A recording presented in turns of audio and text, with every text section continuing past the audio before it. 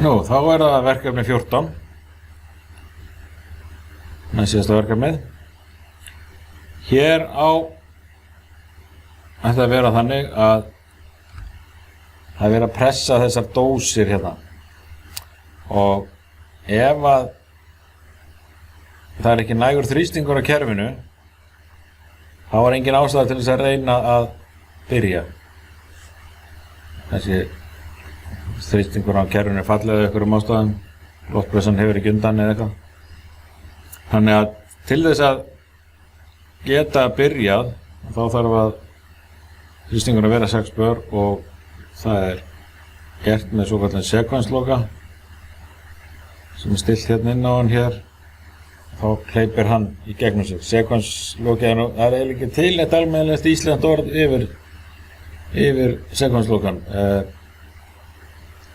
Þetta sekvens að láta eitthvað gerast í réttri röð. Hér er einhver teikning af þessu og það er spurning hvað á að vera hérna. Það virkar þannig að hér er loftið sem má nota í kerfið allt saman og sem er sama hér. Hér er þrýstijafnari og mælir sem fer hérna inn á sekvenslokan sem er stillanlegur og þegar að hann hleypir hérna upp að þá ýtir hann hér og hleypir hérna í gegnum sig. Þá fyrst virkar stýringin og þetta var virkað þannig að ef tjakkurinn er tilbaka og það er ýtt á